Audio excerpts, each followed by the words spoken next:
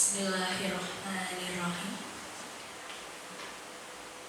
Pergi ke pasar malam, pulangnya membawa oleh-oleh pakaian. Izinkan saya mengucapkan salam untuk Bapak Ibu sekalian. Assalamualaikum warahmatullahi wabarakatuh. Yang terhormat Bapak Kepala SMP Negeri 1 Wonosalam, Bapak Dr. Andes Gunawan Subiandoro, MSI. Yang terhormat Bapak dan Ibu Guru SMP Negeri 1 Wonosalam yang berbahagia. Mari kita bersama memanjatkan puji dan syukur atas kehadiran Allah Subhanahu wa Ta'ala, karena atas limpahan rahmat dan hidayahnya kita bisa berjumpa pada kegiatan penerapan pemahaman dan penerapan pengalaman diseminasi budaya positif oleh CGP Angkatan 10 SMP Negeri 1 Wonosalam. Sebelum memulai acara, perkenankan saya mengenalkan rekan-rekan CGP Angkatan 10 dari SMP Negeri 1 Wonosalam. Yang pertama adalah Ibu Isna Lulu Ilmilah.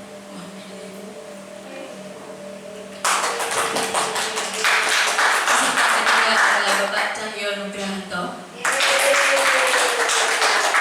Yang ketiga adalah saya sendiri, yaitu yang keempat adalah Ibu Kiki Maria.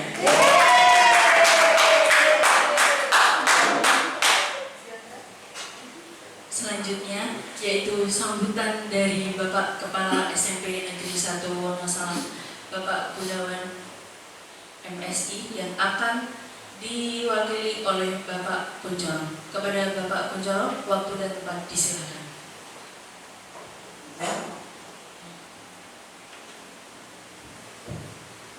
Assalamualaikum warahmatullahi wabarakatuh. Alhamdulillahirrabbilalamin, atas segala nikmat yang kita dapatkan dari Allah SWT. Salawat serta salam kita berikan kepada junjungan kita Nabi Agung Muhammad SAW yang selalu kita berikan syafaatnya mulai di dunia sampai di akhirat nanti. Bapak Ibu peserta diseminasi yang saya hormati, ini khususnya CGP Angkatan 10 ya. Ya, Bu Isna, Pak Cahyo, Bu Mirna, Bu Kiki. Ini kami dari saya mewakili dari kepala sekolah. Karena hari ini kepala sekolah ada kegiatan di luar yang tidak bisa ditinggalkan, sehingga untuk kegiatan pada hari ini saya diminta untuk mewakili beliau untuk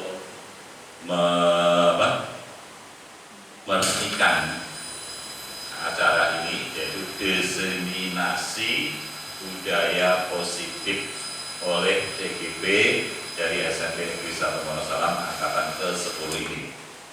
Kami dari pihak sekolah mengucapkan terima kasih yang sebesar-besarnya. Semoga kegiatan ini nanti bermanfaat untuk sekolah kita, dan kami berharap bisa diterapkan juga di SMP Negeri 1 Wonosalam, dan semoga juga bisa ditiru oleh Bapak Ibu guru yang lain di SMP Wonosalam dan juga di sekolah-sekolah lain mungkin ya, bisa menerapkan budaya positif ini. Bapak Ibu semuanya, khususnya dari Bapak Ibu CGP Angkatan ke-10 ini, kami dari mewakili Bapak Kepala Sekolah mengucapkan terima kasih yang sebesar-besarnya atas kegiatan ini, dan kami berharap kegiatan ini nanti bisa membawa kemajuan SMP Negeri 1 Wonosalam dan pendidikan di Indonesia pada umumnya. Demikian yang bisa saya sampaikan. Saya akhiri. Assalamualaikum warahmatullahi wabarakatuh. Waalaikumsalam warahmatullahi wabarakatuh.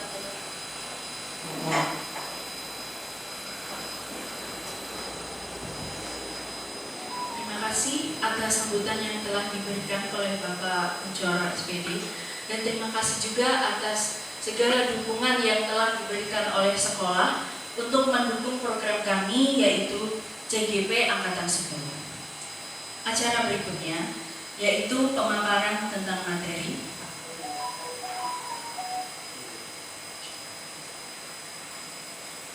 Bapak Ibu sekalian, pada hari ini kami akan memaparkan mengenai penerapan budaya positif yang ada di sekolah.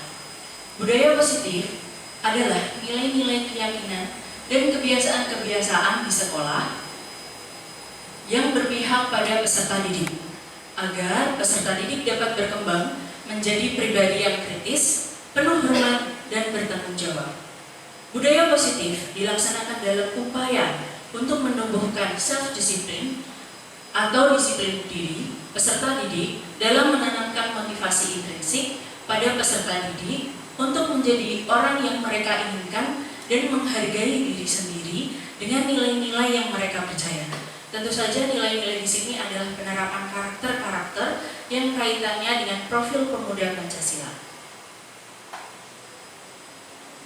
Bapak Ibu, bisa dilihat ini adalah beberapa materi tentang penerapan budaya positif yang ada di sekolah. Yang pertama adalah disiplin positif, kemudian yang kedua adalah teori kontrol, yang ketiga adalah teori motivasi, dan yang keempat adalah hukuman dan penghargaan. Setelah itu ada 5 posisi kontrol, dan juga ada materi mengenai kebutuhan dasar manusia, serta ada materi mengenai keyakinan kelas dan segitiga restitusi. Materi yang pertama yang akan saya paparkan adalah mengenai disiplin positif. Bapak dan Ibu yang berbahagia, pendekatan mendidik anak untuk melakukan kontrol diri dan pembentukan kepercayaan diri.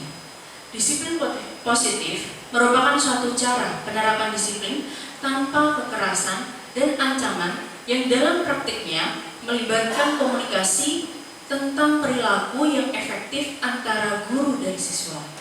Sebenarnya penerapan disiplin positif ini sudah kita terapkan dalam sekolah kita. Misalnya dalam pembentukan aturan, anak yang ketika berangkat pada jam masuknya pukul 7, atau mengenai aturan tentang seragam siswa. Jadi sebenarnya ini sudah diterapkan dalam sekolah kita. Materi berikutnya mengenai teori kontrol. Teori ini berkaitan dengan stimulus respon atau lawan teori dari kontrol, pandangan tentang dunia.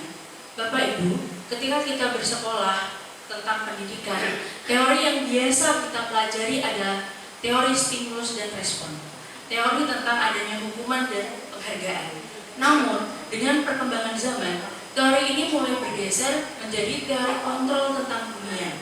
Jadi, kita sebagai guru diminta untuk memberikan pandangan yang lebih tentang anak atau peserta didik kita. Bukan seorang individu yang bisa kita atur, tetapi bagaimana kita menghambat atau memfasilitasi peserta didik di sekolah. Teori yang ada pada zaman dahulu adalah realitas kebutuhan kita sama. Kita selalu menganggap peserta didik itu memiliki kebutuhan yang sama. Padahal dalam kenyataan atau realitasnya, kebutuhan antara peserta didik itu berbeda. Karena peserta didik itu kembali lagi memiliki latar belakang individu yang berbeda. Teori yang kedua adalah semua orang melihat hal yang sama. Artinya kita dianggap memiliki sudut pandang yang sama. Oh, berarti anak yang pintar itu berarti nilai matematikanya harus bagus atau bagaimana. Padahal teori yang sekarang adalah setiap orang memiliki gambaran yang berbeda. Anak itu memiliki minat dan bakat yang berbeda.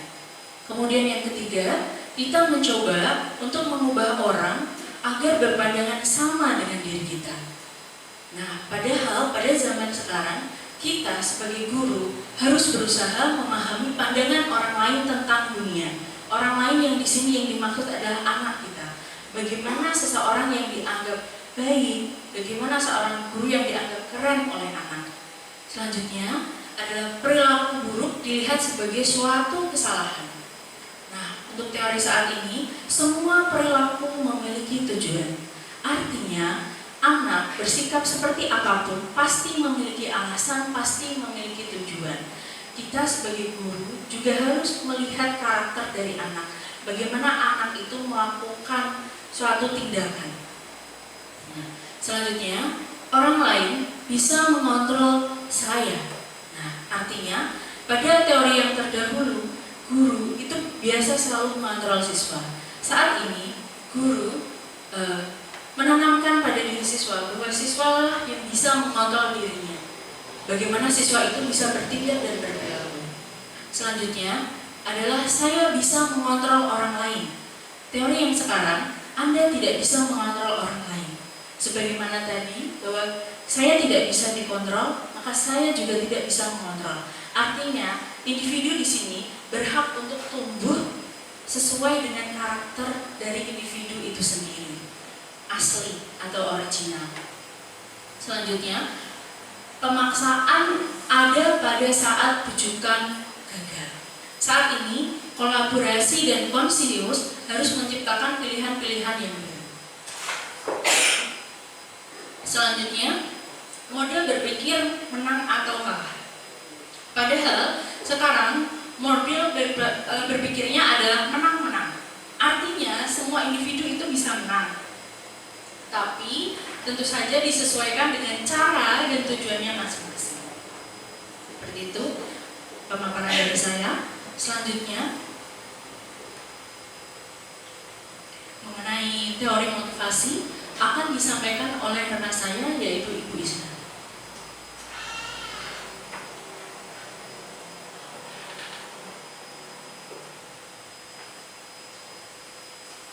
Terima kasih Bu Mirna.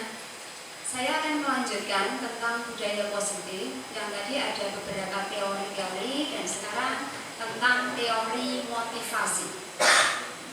Teori motivasi ini bertujuan untuk menghindari ketidaknyamanan atau hukuman. Kemudian untuk mendapatkan imbalan atau penghargaan dari orang lain, untuk menjadi orang yang mereka inginkan dan menghargai diri sendiri dengan nilai-nilai yang mereka percaya. Biasanya sebagai guru, kita kadang memberikan hukuman ataupun bahkan penghargaan. Penghargaan maupun hukuman itu adalah cara-cara mengontrol perilaku seseorang yang menghancurkan potensi untuk pembelajaran yang sesungguhnya. Padahal kita sudah menerapkan dalam setiap hari kita pada saat pembelajaran, itu kita pasti memberikan hukuman pada anak didik kita atau bahkan memberikan penghargaan. Padahal kalau menurut pada budaya positif itu malah justru akan menghancurkan potensi pembelajaran yang sesungguhnya. Kemudian terdapat perbedaan antara hukuman, konsekuensi, dan penghargaan. Dari tadi, ya. Kemudian ada lagi yaitu keyakinan kelas. Keyakinan kelas itu adalah nilai-nilai kebajikan, yaitu prinsip-prinsip universal yang disepakati bersama secara universal untuk memotivasi secara instruktif. Di mana keyakinan kelas ini biasanya Bapak Ibu wali kelas bersama dengan anak didiknya dalam suatu kelas membuat keyakinan kelas. Supaya apa? Anak ini nanti seandainya melakukan kesalahan ataupun yang lainnya, di sini nanti akan melihat, oh ternyata keyakinan kelas saya seperti ini. Jadi secara sadar diri bahwa oh saya ternyata oh ini melanggar dari keyakinan kelas yang ada. Jadi pada prinsipnya keyakinan kelas ini antara satu kelas dengan yang lainnya itu ada yang berbeda, tetapi mengacunya pada tata tertib sekolah masing-masing. Jadi semuanya itu tetap bersumber pada tata tertib maupun peraturan sekolah, kemudian ditindaklanjuti oleh wali kelas bersama dengan murid-muridnya membuat keyakinan kelas di setiap kelas masing-masing. Contoh ini adalah keyakinan kelas dari kelas 7B Yang pertama, kami menjaga kebersihan dan ketertiban kelas setiap saat. Ini dipasang dalam ruangan kelas supaya apa? Anak-anak kelas tersebut ya nanti bisa melihat keyakinan kelas ini setiap hari ataupun bahkan setiap saat. Jadi di sini tidak harus yang namanya tata tertib di sekolah ini saat ini ya langsung ditetapkan dengan keyakinan kelas. Jadi kalau seperti ini nanti ini adalah apa? Dari beberapa guru, kemudian guru atau wali kelasnya bersama dengan murid-muridnya di sini membuat keyakinan kelas yang itu adalah disepakati bersama. Jadi nanti saling mengontrol antara satu dengan yang lainnya adalah saling mengingatkan. Mungkin ada satu, misalkan ada Aditya salah satunya. Ini adalah apa? Tidak menjaga kebersihan. Langsung temannya bisa langsung menegur. Ini bukan keyakinan kelas kita. Jadi langsung bisa menegur. Kemudian ada juga kami menjaga dan meletakkan barang di tempat. Kemudian belajar dengan antusias dan penuh percaya diri, menghormati guru, tepat waktu, aktif di kelas. Kemudian saling membantu jika ada teman yang memerlukan bantuan. Dan ada banyak sekali keyakinan-keyakinan kelas yang bisa diterapkan dalam kelasnya masing-masing. Kebutuhan dasar manusia ini ada 5, yaitu kebutuhan dasar itu ternyata manusia itu yang pertama adalah apa? Penguasaan. Jadi manusia itu inginnya adalah punya sifat penguasa. Kemudian yang kedua adalah kebebasan, pengen bebas juga. Yang ketiga ada kesenangan, yaitu apa? Yang namanya manusia punya naluri bahwa senang juga, merasa pengen senang. Kemudian kasih sayang, dikasih sayangi. Yang terakhir itu adalah kebutuhan dasar manusia itulah adalah bertahan hidup. Jadi ada 5 kebutuhan dasar manusia yang ini dimiliki oleh setiap manusia. Kebutuhan dasar manusia tadi tentang penguasaan, hubungannya dengan kekuatan untuk mencapai sesuatu. Pasti manusia itu menginginkan apa? Kekuasaan. Menjadi terampil, diakui prestasi dan keterampilan, kemudian didengarkan dan memiliki rasa harga diri. Kebutuhan dasar manusia tentang kebebasan tadi yaitu bebas. Bebas dalam hal ini adalah mandiri, otonomi, memiliki pilihan dan mampu mengendalikan arah hidup seseorang. Kebutuhan dasar yang ketiga tentang kesenangan. Kebutuhan akan senang itu adalah salah satu kebutuhan, yaitu kita berada di dalam kantor itu juga membutuhkan kesenangan. Murid-murid juga membutuhkan kesenangan, kemudian pengen bermain, tertawa. Karena apa? Itu termasuk prinsip dasar kebutuhan manusia. Kasih sayang ini juga tidak luput bahwa kita butuh kasih sayang di antara teman-teman.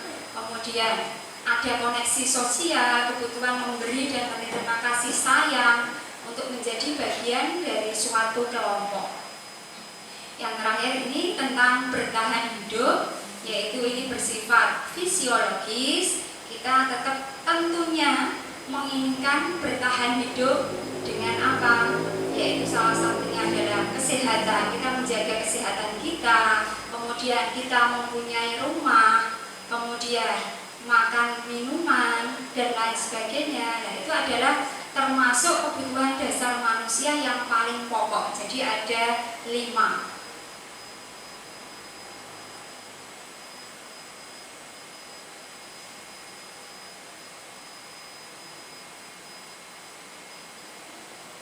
Untuk seterusnya ini nanti akan dilanjutkan oleh rekan saya Ibu Kiki Maria, tapi sebelumnya supaya tidak ngantuk, supaya kita segar, ini nanti ada ice breaking Bapak Ibu ya. Silakan Ibu Kiki.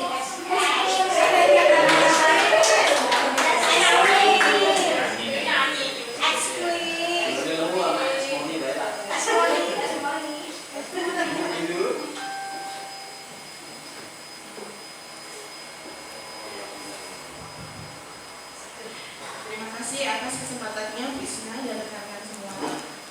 Bapak Ibu semuanya, Bapak Ibu guru hebat semuanya. Sebelum saya memaparkan materi tentang budaya positif, mari kita melakukan ice breaking terlebih dahulu ya, agar kita segar kembali ya. Dimohon Bapak Ibu guru semua berdiri ya.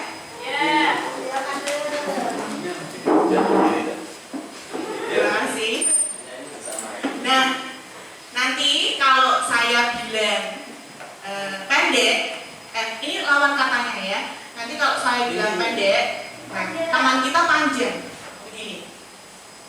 Pendek seperti ini, ya. Pendek seperti ini, panjang seperti ini. Sudah paham Bapak Ibu? Terima kasih. Mari kita praktekkan bersama. Olahnya dulu ya. Baik. Kalau saya bilang panjang, pendek. Panjang, pendek. Gak usah pakai bicara ya.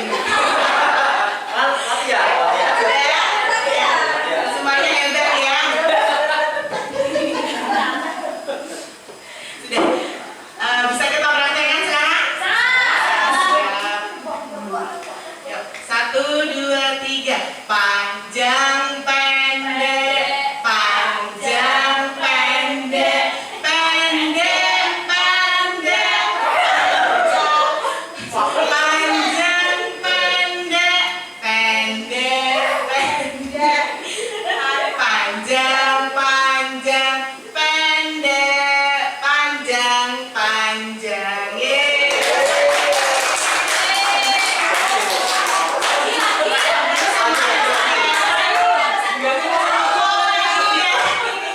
Pasti yang panjang dan pendek itu pasti menyenangkan. Ya, kalau mau lagi kita praktekkan lagi sekali lagi ya. Pendek, pendek, panjang, panjang, pendek, panjang, pendek, pendek, pendek, panjang, panjang, pendek, panjang, pendek.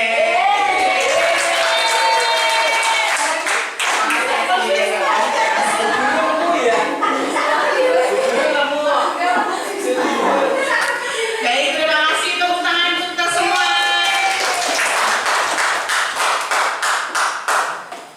Nah, kita lanjutkan ke materi selanjutnya, Bapak Ibu guru. Baik, di sini saya akan menerangkan tentang 5 posisi kontrol guru. Ya, Bapak Ibu guru semua, tentunya kita menjadi guru itu tidak selalu mulus. Pasti ada permasalahan dari peserta didik kita. Nah, biasanya kita sebagai guru itu kalau ada anak yang tidak disiplin atau kita anggap nakal, pasti kita akan menghukum mereka. Jengkel ya pastinya. Nah, di sini dalam budaya positif kita sebagai guru itu harus memiliki 5 posisi kontrol. Ya, 5 posisi kontrol ini menurut Dr. William dan Diana Gossen. Yang pertama adalah penghukum, yang kedua pembuat rasa bersalah, yang ketiga teman, yang keempat pemantau, dan yang kelima posisi manajer. Nah, kelima posisi kontrol guru ini akan saya terangkan dalam slide selanjutnya. Yang pertama adalah penghukum. Nah, ini itu pasti banyak sekali ya Bu ya di sekolah ya. Nah, jadi posisi penghukum adalah ciri-cirinya menurut Dr. William, yaitu posisi penghukum ini seorang guru itu mempunyai nada suara yang tinggi. Ya, pasti pakai berteriak-teriak gitu ya. Dan bahasa tubuhnya, matanya melotot dan jari menunjuk atau menghardik anak. Tentunya kalau anak seperti ini kan serang ya Bu ya. Nah, dan yang kedua pembuat rasa bersalah. Nah, posisi kontrol guru seperti ini adalah ciri-cirinya nada suaranya memelas halus, sedih. Bahasa tubuhnya merapat pada anak, lesu. Gimana toh Nang? Kayak seperti itu. Bahasa besar. Terus yang ketiga adalah teman. Nah ini posisi kontrol guru sebagai teman, yaitu ciri-cirinya nada suaranya ramah, akrab, dan bercanda. Bahasa tubuhnya merapat pada murid, mata dan senyum jenaka. Misalnya seperti ini. Kan kemarin kita sudah berkesepakatan, kok kamu melanggarnya sih? Dan yang keempat adalah pemantau. Nah, pada posisi ini, ciri-cirinya adalah nada suara datar, bahasa tubuh yang formal. Terus yang kelima adalah posisi manajer. Pada posisi manajer ini, posisi yang paling ideal dari kelima posisi kontrol guru tadi, yaitu dengan ciri-ciri nada suara memelas, halus, sedih, bahasa tubuhnya merapat pada anak, lesu. Nah, misalnya kalau posisi manajer ini, guru itu seperti ini. Kemarin kan kita sudah membuat keyakinan kelas. Kenapa kamu melanggarnya? Kalau kamu melanggar, apakah kita berarti kita tidak menaati peraturan atau keyakinan kelas.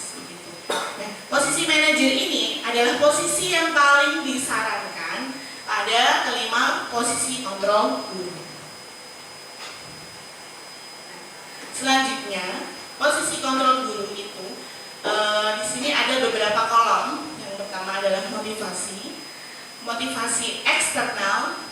Motivasi dibedakan menjadi dua, yaitu motivasi eksternal dan motivasi intrinsik, yaitu identitas gagal, identitas berhasil atau sukses, perilaku kontrol negatif, perilaku kontrol positif, dan kontrol diri. Jadi motivasi itu dibedakan menjadi dua, yaitu motivasi eksternal dan intrinsik. Nah, identitas gagal, jadi dari 5 posisi kontrol tadi yang identitasnya gagal atau perilaku kontrol negatif, pada kelima posisi kontrol guru tadi, yaitu ada 2, posisi penghukum dan membuat orang merasa bersalah. Perilaku kontrol positif yaitu ada 2, yaitu kontrol guru sebagai teman dan sebagai pemantau, ini positif.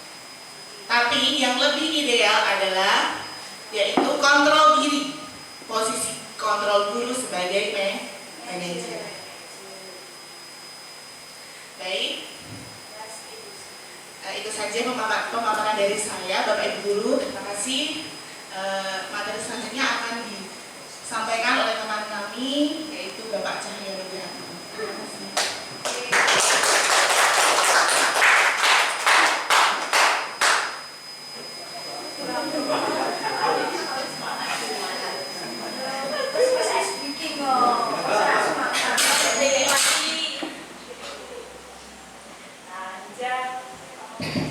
Oke, cek. Oke. Masih semangat Bapak Ibu?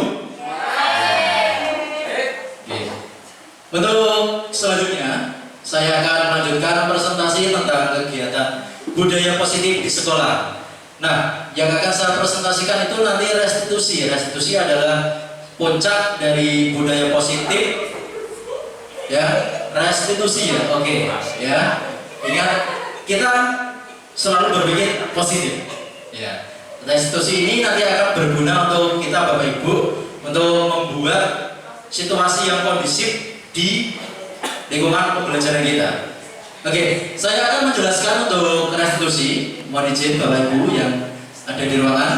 Restitusi adalah proses menciptakan kondisi bagi murid untuk memperbaiki kesalahan mereka sehingga mereka bisa kembali pada kelompok mereka dengan karakter yang lebih kuat. Oke, mungkin restitusi ini agak sedikit asing bagi mungkin Bapak Ibu Guru, karena di program CGP ini kita harus bisa mengkondisikan bagaimana budaya positif sampai dengan restitusi. Kemudian untuk Nah, selanjutnya ini adalah segitiga. Segitiga namanya segitiga restitusi. Yang mana tujuan dari segitiga restitusi ini berguna untuk dan bertujuan untuk menstabilkan murid untuk mencapai tujuan yang lebih baik lagi. Di segitiga restitusi ini, yang pertama itu ada menstabilkan identitas, kedua validasi tindakan yang salah, yang ketiga menanyakan keyakinan. Ya, ini juga akan berhubungan dengan yang tadi tentang keyakinan kelas. Ya. Oke, untuk yang pertama saya akan menjelaskan yaitu tentang menstabilkan identitas. Biasanya Bapak Ibu di sekolah-sekolah kita, ya itu pasti tidak lepas yang namanya dengan anak yang maaf dalam tanda kutip nakal, bandel atau bertingkah laku di luar batasan norma. Nah, segitiga ini bisa membuat kita controlling anak tersebut. Yang pertama, kita akan tanya identitas dulu ke anak tersebut. Ya, yaitu setiap orang pasti pernah melakukan kesalahan. Jika anak tersebut melakukan kesalahan, itu tindakan yang pertama. Ya, kita identifikasi dulu. Kamu itu benar atau salah? Itu langkah yang pertama. Kemudian yang selanjutnya, ya, ini untuk bisa menstabilkan identitas yaitu kamu bukan satu-satunya yang pernah melakukan ini. Dalam anggapan setiap orang pasti pernah melakukan kesalahan. Maka dari itu kita mengidentifikasi anak tersebut. Anak tersebut di sekolah yaitu ada sebagai seorang pelajar dan siswa tugasnya yaitu belajar. Nah, kalau kita sudah bisa menstabilkan identitas siswa tersebut, langkah selanjutnya kita akan next ke validasi tindakannya. Contoh, di identifikasi ini kita ibaratkan ada contoh. Biasanya gini, ada siswa biasanya izin ke toilet tapi mampirnya ke kantin. Sesuai dengan peraturan, apakah itu dibenarkan atau tidak? Tidak ya, kalau izinnya ke toilet berarti nanti harus kembali ke kelas. Nah, kalau izin ke toilet tiba-tiba melipir kembali atau ke kantin makan sampai jam istirahat. Nah, kita tanyakan dulu kepada murid tersebut, kamu tentunya punya alasan mengapa melakukan itu. Kita tidak bisa langsung menjudge kamu melanggar aturan, tidak bisa. Barangkali murid tersebut dari rumah belum sarapan, atau orang tuanya tiba-tiba berangkat pagi belum sempat masak. Kemudian setelah kita tanyakan alasannya, kita berkomunikasi dengan murid tersebut. Tidak mungkin kita langsung menjudge, kita harus komunikasi dua arah. Adakah cara yang lebih efektif untuk mendapatkan apa yang kamu butuhkan? Berarti kalau hari ini dia makan di kantin, untuk tugas berikutnya kalau kamu hari kedepannya tidak makan di kantin, apa yang harus kamu lakukan? Contoh, bisa sarapan di rumah Pak, atau nanti sarapannya saat istirahat, ataupun membawa bekal dari rumah. Nah, itu yang harus kita miliki sebagai seorang guru. Karena kalau kita tidak bisa memberikan opsi untuk anak tersebut menjadi lebih baik, maka kita sebagai seorang guru takutnya nanti bisa gagal dalam mengarahkan murid atau mendidik murid. Kemudian untuk yang ketiga, yaitu menanyakan keyakinan. Keyakinan kelas ini, ya, yang ketiga, menanyakan keyakinan. Keyakinan kelas apa yang telah disepakati? Seperti tadi yang sudah dijelaskan oleh Bu Wisna, yaitu tentang keyakinan kelas. Keyakinan kelas itu bisa disepakati oleh wali kelas, oleh guru mapel, ataupun oleh sekolah dengan kesepakatan dari kedua belah pihak menyetujui. Kalau keyakinan kelas awal sudah tersetujui, ada murid yang tidak sesuai dengan keyakinan kelas tersebut, maka kita ada patokannya, ada dasar untuk melakukan tindakan kepada siswa tersebut yang mengalami atau melakukan kesalahan. Kemudian yang selanjutnya, kamu ingin menjadi orang seperti apa? Kita sebagai Bapak Ibu guru hebat pasti menginginkan murid kita itu menjadi seorang yang lebih berhasil dari kita tentunya, dan lebih baik ke depannya. Semoga dalam semua harapan Bapak Ibu guru itu bisa tercapai kepada murid-muridnya. Karena tidak mungkin ada Bapak Ibu guru yang pengen muridnya itu kamu jangan sukses, pasti tidak mungkin kan?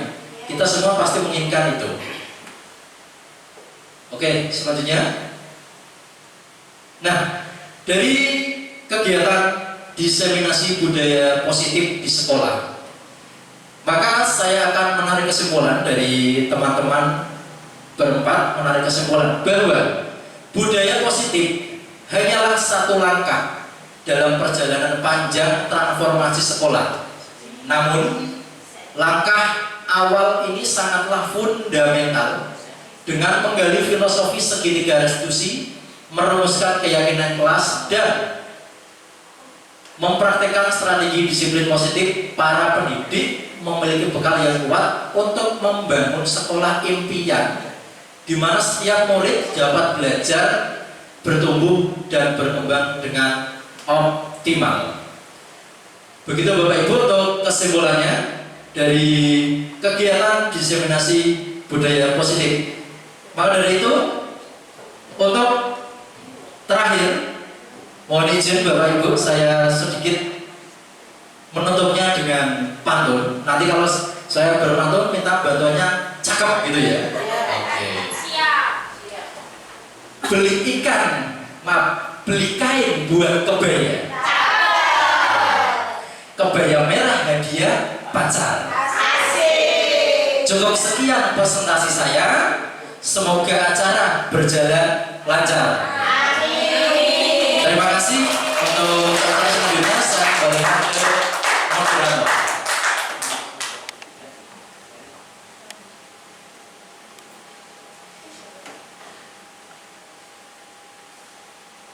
Demikian pemaparan tentang diseminasi penerapan budaya positif di SMP Negeri 1 Wonosalam oleh CGP Angkatan 10.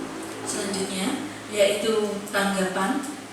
Monggo silahkan dari Bapak Ibu guru yang menjadi peserta memberikan tanggapan, bisa berupa kritik ataupun saran kepada program ini. Silakan.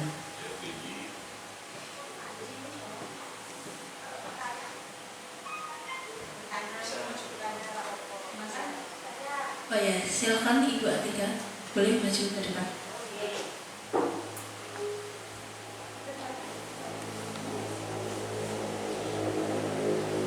Baik, terima kasih atas kesempatannya. Saya mulai. Assalamualaikum warahmatullahi wabarakatuh. Perkenalkan, nama saya Antika Kupana Dewi, guru Bahasa Indonesia di SMP Negeri 1 Wonosalam. Sebelumnya saya ucapkan selamat untuk Bapak Ibu CGP Angkatan 10 yang sudah memaparkan materi tentang diseminasi budaya positif di lingkungan sekolah kita. Nah, saya ingin memberikan pertanyaan. Mohon maaf nanti dijawab ya, karena saya belum paham tentang budaya positif. Yang menarik adalah tadi tentang keyakinan kelas yang tadi sudah dipaparkan. Nah, pertanyaannya begini Bapak Ibu. Karena saya sebagai wali kelas belum menerapkan keyakinan kelas saat ini, mungkin next ke depan akan saya terapkan.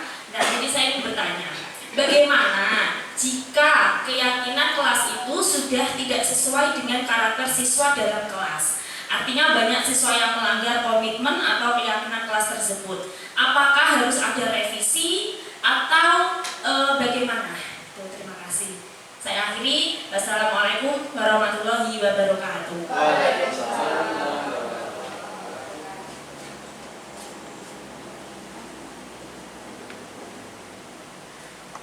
Terima kasih Bu Atika atas pertanyaan, sangat menarik sekali. Selanjutnya silakan Bapak Ibu yang ingin menanggapi kembali diseminasi pada hari ini.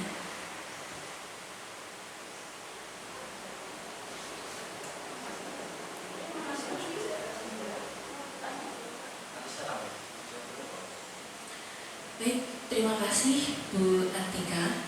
Saya akan mencoba menjawab pertanyaan dari Bu Atika tadi. Bagaimana? Coba Bu bisa diulangi?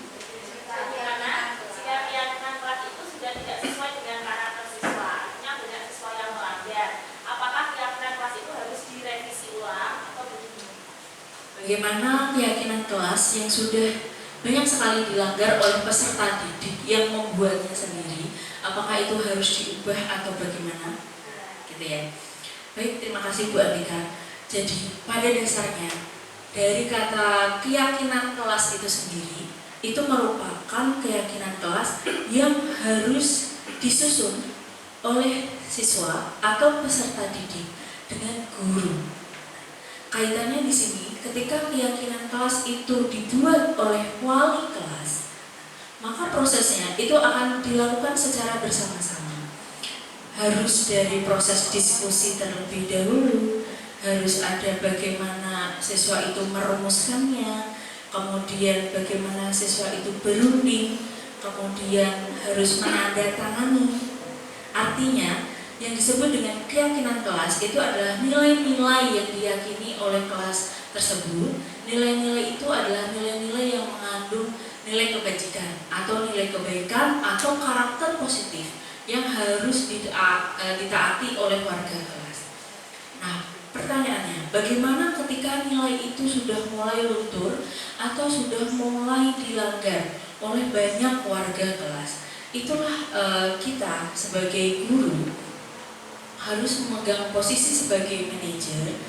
Ketika ada satu atau dua peserta didik yang mulai melanggar keyakinan kelas tersebut, sebenarnya bukan hanya tugas dari guru Bu Andika, tapi dari semua warga kelas. Jadi semuanya harus benar-benar berpartisipasi untuk mengingatkan betapa pentingnya keyakinan kelas tersebut. Ketika ada yang melanggar satu dua, guru biasanya akan melakukan proses restitusi. Prosesnya seperti apa akan disampaikan oleh Bapak Cahyo. Silakan Pak.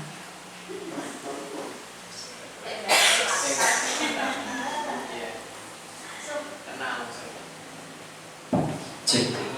Oke, saya akan melanjutkan tentang pertanyaan yang sangat luar biasa dari Ibu Andika Kumaradewi tentang bagaimana keyakinan kelas yang mulai luntur, begitu Bu Andika. Nah, sesuai dengan keyakinan kelas dan juga restitusi, kalau keyakinan kelas tersebut mulai luntur, ya sebelumnya kita cek ke diri kita dulu, apa yang harus kita lakukan.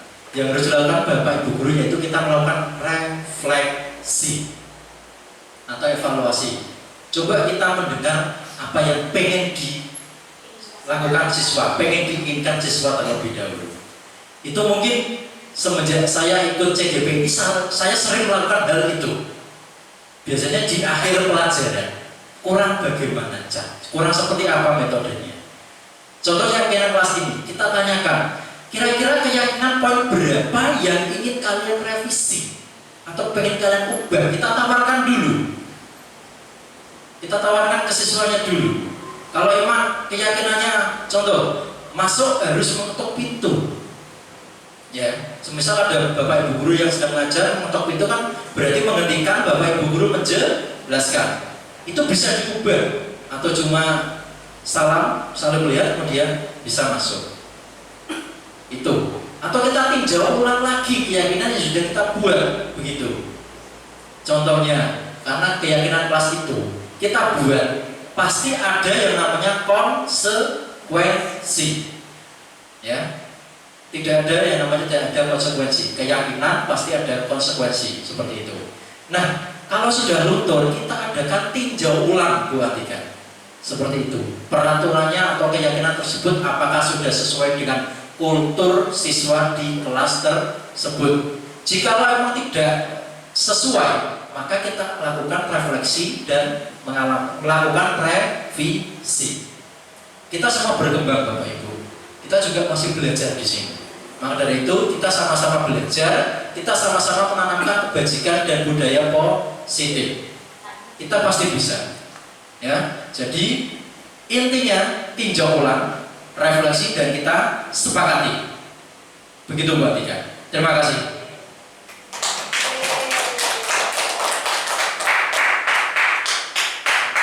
Pak Cahyo telah memberikan tambahan jawaban.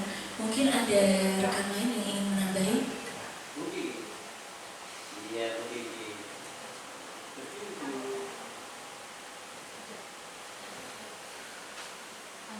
Barangkali kalau Bapak Ibu ada yang menanggapi.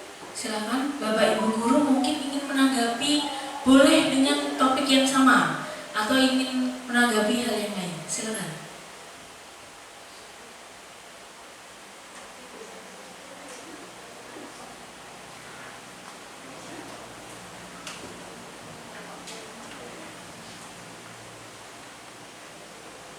Terima kasih tadi Bu Antika dari rekan CGP saya yaitu Bu Mirna, kemudian Pak Cahyo sudah menjawab tentang pertanyaan Bu Antika ya. Nah, untuk keyakinan kelas tadi memang benar Bu Antika dan Bapak Ibu guru yang lain bahwa itu adalah kesepakatan bersama. Jadi seandainya contohnya saja pada saat kita mengajar, contohnya saya sendiri. Pasti di awal pertemuan kita akan membuat kontrak belajar juga. Jadi kontrak belajar juga itu juga bisa dibuat keyakinan kelas, tetapi antara apa? Guru mapel dengan murid-murid yang di kelas di situ. Jadi silakan Bapak Ibu guru yang namanya keyakinan kelas ini kita bisa kalau seandainya tidak sesuai dengan kita harapkan, maka keyakinan kelas itu harus perlu direfleksi tadi. Nah, tadi ya ada evaluasi, kemudian yang masih kurang sesuai bisa disesuaikan lagi. Sampai terwujudnya keyakinan kelas yang benar-benar bisa disepakati oleh semua warga kelas. Nah, dari sini, dari pemaparan kita berempat di sini, kita mencoba bersama-sama mulai dari kita, bukan dari kita saja ya Bapak Ibu guru semua. Ayo saling membuat di sini adalah apa? Menciptakan budaya positif yang berada di SMP Negeri 1 Wonosalam. Kita saling bekerja sama. Jadi seandainya ada Bapak Ibu guru yang hanya di situ adalah apa? Contohnya di sini mungkin hanya ada Bapak Ibu guru ada 2 atau 3 ini tentang getol, tentang tadi disiplin positif. Tetapi ada rekan kerja kita juga, oh ternyata apa? Yang apatis, tidak peduli.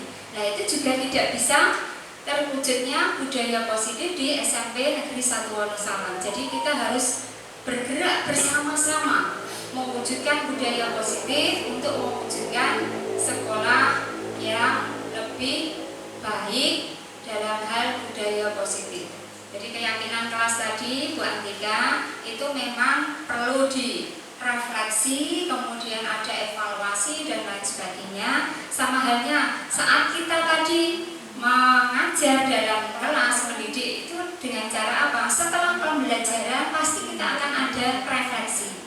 Bagaimana tadi materi kita, kemudian seberapa jauh lah, itulah adalah apa? Sebagai evaluasi kita untuk pembelajaran yang akan datang. Jadi itu tambahan dari saya. Mungkin Bapak Ibu ada yang ditanyakan lagi atau mungkin ada tanggapan tentang diseminasi budaya positif dari pemaparan kita semua.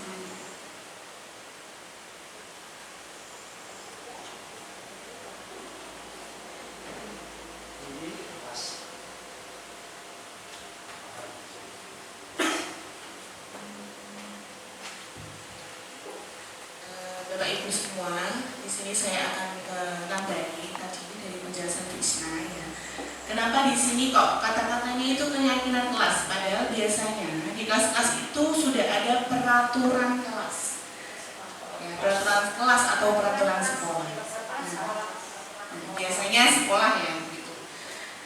Sekarang dalam disiplin positif itu kita sebagai guru harusnya tidak memberi kata-kata yang negatif kepada anak.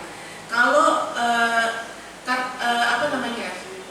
kalau kita bilang peraturan itu adalah nanti perspektif anak itu apa yang harus ditaati. Ya. Jadi kesannya itu kata-katanya itu lebih kasar. Tapi kalau keyakinan kan muncul dari dalam diri sendiri. Kalau peraturan itu kan harus ditaati tapi secara terpaksa gitu. Kalau keyakinan itu muncul dari diri anak sendiri. Jadi mengapa peraturan peraturan itu sekarang harus kita ubah menjadi keyakinan kelas. Seperti itu Bapak Ibu. Terima kasih.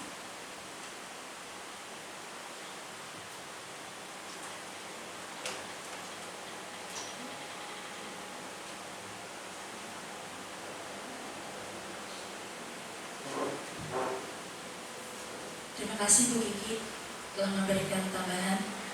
Bapak Ibu yang berbahagia, adakah yang ingin memberikan tanggapan?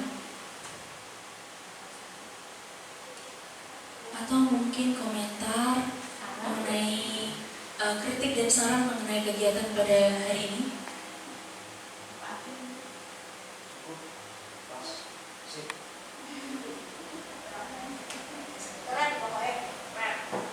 Baik. Demikian pemaparan penerapan pemahaman dan penerapan pengalaman diseminasi budaya positif oleh CGP Angkatan 10 SMP Negeri 1 Wonosalam. Terima kasih kami sampaikan kepada Bapak dan Ibu Guru yang telah berkenan untuk meluangkan waktunya untuk menghadiri kegiatan pada siang hari ini. Penerapan budaya positif memang harus kita mulai dari diri sendiri. Semoga kita sebagai guru dapat menerapkan budaya positif dan menciptakan budaya positif agar SMP Negeri 1 Wonosalam, SMP negeri kita tercinta ini bisa berubah ke arah yang lebih positif. Amin.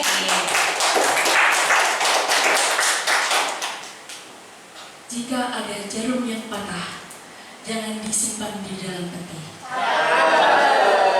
Jika ada kata-kata yang salah, mohon dimaafkan sepenuh hati. Cukup sekian dari kami. Terima kasih. Assalamualaikum warahmatullahi wabarakatuh.